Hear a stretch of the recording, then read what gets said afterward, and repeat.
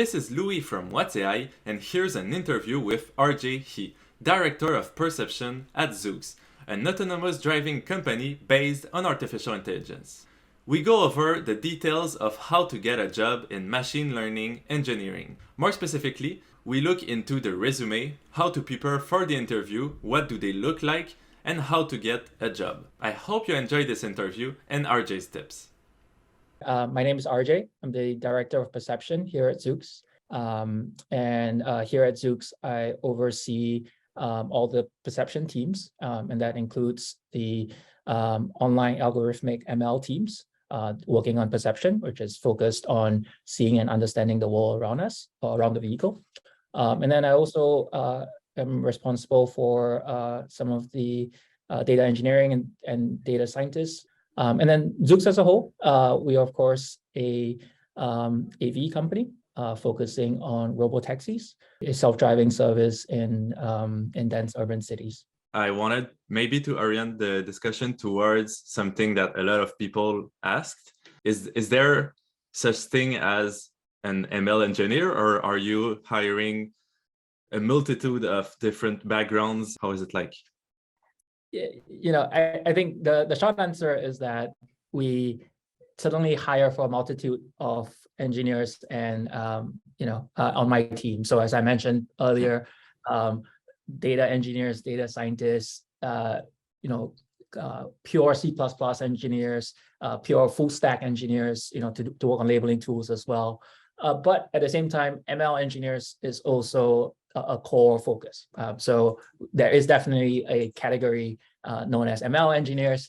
And so if we dive deeper into that, I would say that the traditional notion of an ML engineer would be one that is focused on prototyping and in developing and all the way to productionization of machine learning models, right? That to serve a specific purpose, to be able to provide the, ingest the right kind of data and then provide the right kind of outputs, and in our case specifically to solve the perception problem for self-driving vehicles. Yeah.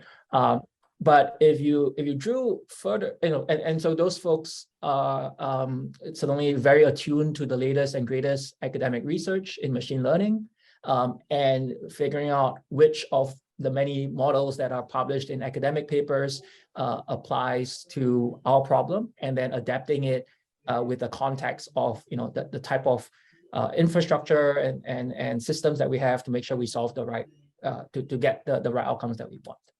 At the same time, though, it's worth mentioning that there are many skill sets or many sort of roles that fall within this bigger bucket of ML engineers that also covers that are a bit more specialized.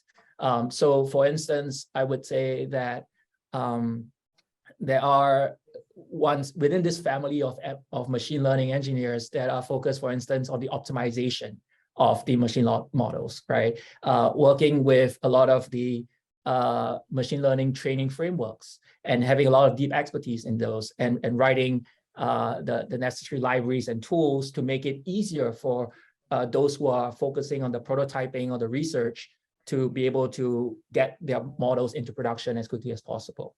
There's also ML ops engineers, right? That also, ML ops is increasingly a big and important aspect of machine learning, right? It's essentially the what they call software 2.0, or the machine learning equivalent of DevOps, right? That is becoming an increasing almost sub-industry of its own. And that you need that appreciation of machine learning in order to do ML ops as well. So those are just some of the I would consider all part of the ML family.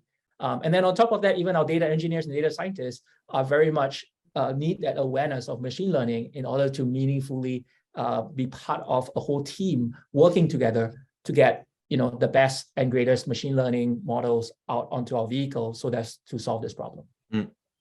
And you mentioned about taking like new research papers and trying to productize them, basically. And so I wonder, is there many people involved in that process, or is that the whole like ML engineer, one person will try to do that? Is it split between multiple roles? In the industry, there's a lot of debate as to which approach it makes the most sense. At Zoox, actually, we firmly believe in not separating the two types of engineers, and so specifically to have actually insist on all our ML engineers having the ability to both internalize research ideas or come up with their own, but also have the ability to prototype, develop, and productionize a lot of those ML models as well.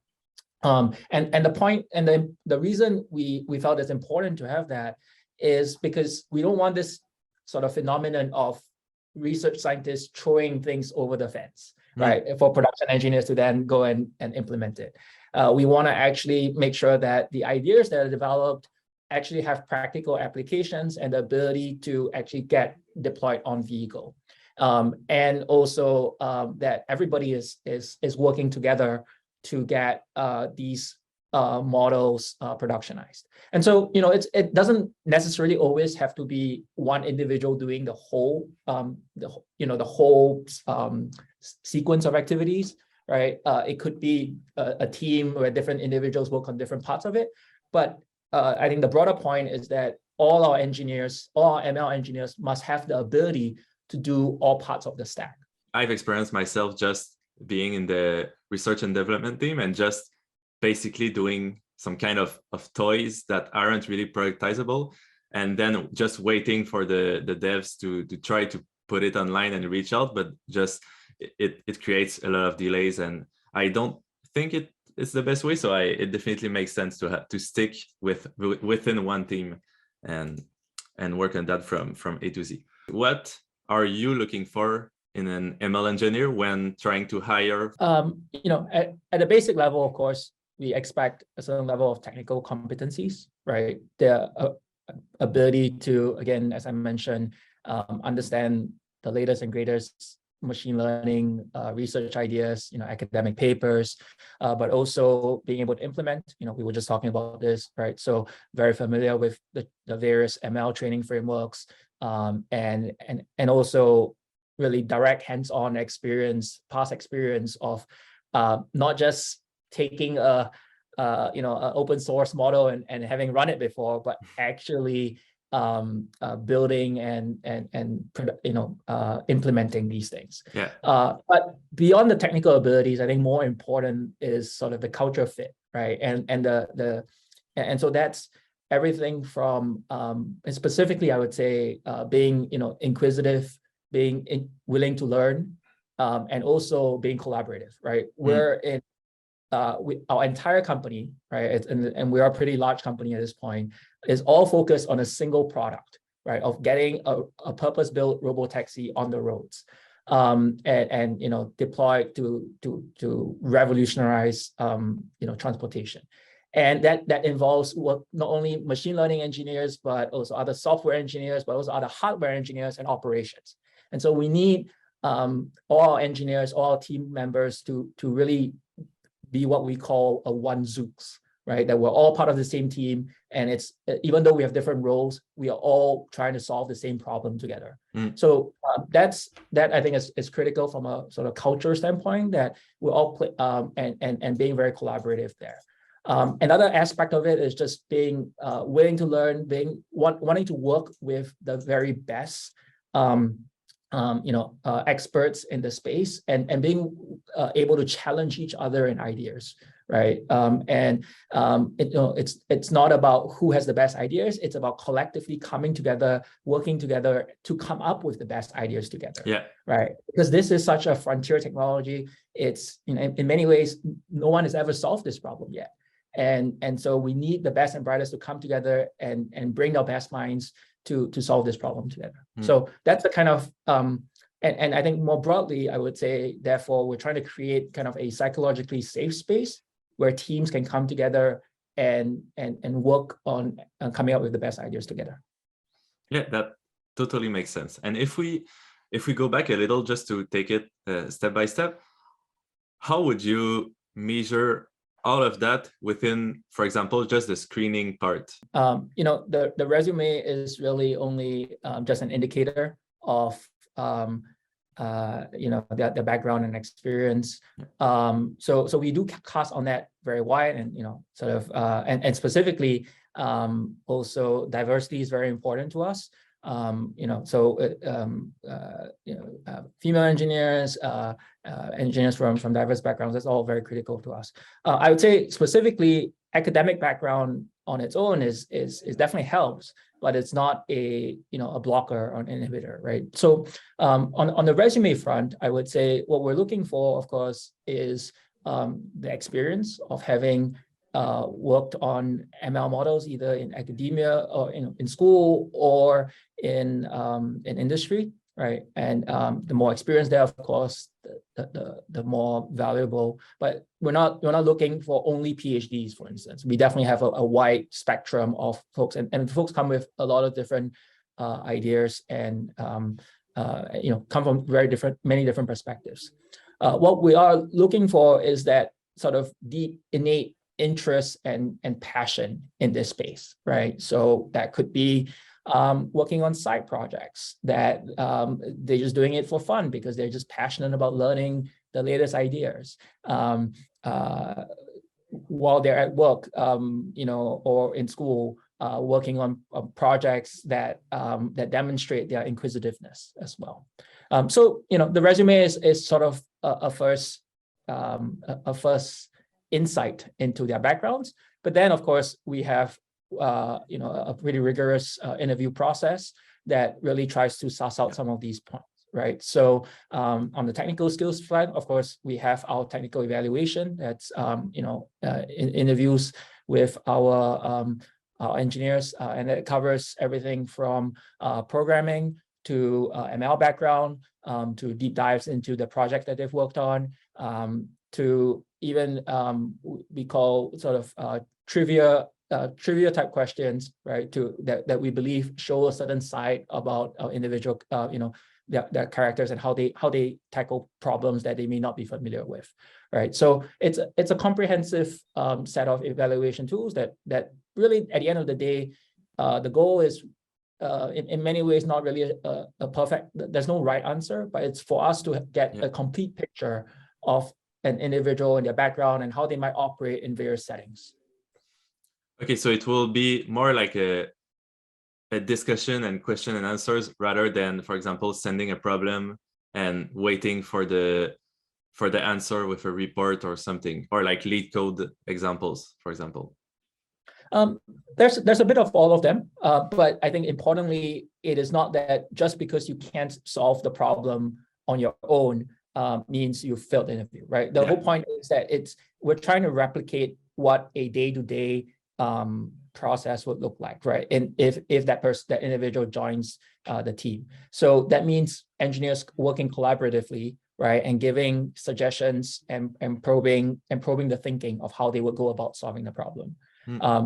That process helps us sort of figure out if again an individual is sort of inquisitive, if they are collaborative, or in contrast, are they defensive, right? Or are they do they freak out when they don't have the problem? Like how do they go about trying to solve a problem?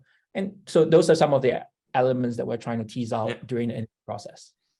Yeah, that makes sense, and it also seems to favor experience in the sense that it's definitely some things you learn just by doing it, and so it definitely also correlates with the importance of the projects that you highlighted. But I wanted to ask if you had any idea of how someone, for example, fresh out of academia, could prepare for such evaluations and for all the different evaluations that you guys have when applying.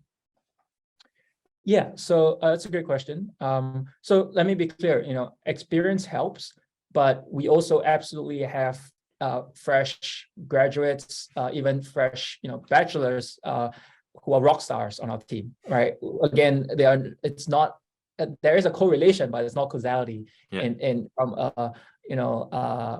on your experience and academic background. So we are always on the lookout for folks who demonstrate that, that inquisitiveness, that passion, independent of their academic background. But to your question about how do you prepare for it? Well, I think it really comes down to, again, being passionate and interested in this space, right? What do you do on your free time? What do you do when you in your side projects? Are you, there's so many resources available today in machine learning, right? There are online courses. There are so many, as you say, open source models. It's easy to actually go about and prototype and experiment on your own. And it's through those experiences that you gain that experience. Again, experience is not just industry experience, right? Experience is just a machine learning experience. And that is not limited to what jobs or what schools you come from. So it's fundamentally that inquisitiveness. Again, some of our rock stars don't come from the top tier schools. They actually come from a wide range of backgrounds, and that they've actually brought a lot of great ideas to the table. So again, I think it comes down to that inquisitiveness, that curiosity, and that passion for what we're trying to do here at Zoox. I assume the most important section of the resume would be the projects, or like projects that aren't really related to industry experience nor school experience. And so is there something that is more appealing to you within these projects? For example, because you can do pretty much anything. You can try to enter Kaggle competitions, or you can try to create a small game on your iPhone, or you can create a YouTube channel, or like there's a lot of stuff that you can do. So what is there something that you look and like you are excited about, or just as long as it's related, or does it even have to be related to artificial intelligence or machine learning engineering? Like, is it interesting to you if the project is because the person loves running, and so he created a huge running group and it's getting a lot of traction and everything? So I really just wanted to know more about what kind of projects you are looking for, and what's really interesting or appealing to you. Ultimately, I think it comes down to this. We get a lot, Zoox, we're very fortunate. We get a lot of great candidates who want to apply to join our team because of the mission of what we're trying to solve. So we get a lot of great candidates. And at the end of the day, it's a bit of a demand and supply thing, right? So at the end of the day, how do individual candidates stand out? How do they demonstrate that they're aligned with what we care about at Zoox, the passion and the interest, so that we would want to pursue them further, right? And so I guess at the end of the day, it's a holistic view of each individual's candidacy. It's again not if you have certain words or phrases in your resume that results in you getting through the whole process. Again, ultimately, we are asking ourselves, do we feel like these individuals are exciting and interesting enough and passionate enough that we want to work with them, for many years to come, right? And so that's really the baseline question that we ask ourselves. And there are many ways to answer that question. And so there's no prescriptive answer. Oh, if you have certain projects that you will meet that bar. So I assume I already know the answer, but I will just ask to be sure that it's clear to anyone. But are research publications important and relevant when applying? It certainly helps, especially if you are coming from an academic background, right, where that has been your focus. So certainly the research ideas that has been peer reviewed, that certainly helps. But again, it's not the only thing we care about. And that is why we have definitely had many great engineers that do not have advanced degrees, but have come in and made real contributions as well. Again, depending on your background, what we tend to do is, regardless of background, we will drill into what you've done, right? Be it in academia and your research, or in industry, or your past experience and the work that you've done. And then we try and tease out how much ownership you've taken, how much of it was your idea, or were you just doing something that your advisor told you to do? So there's much more to it than whether your name is on the publication. Right? Yeah, that definitely makes sense. And so what would be your stance on people doing online certifications rather than going to school, for example, or just transitioning from a field to artificial intelligence, and they don't want to go to pay for a university, so they just take online courses and start learning on their own and building stuff. I assume this could also work.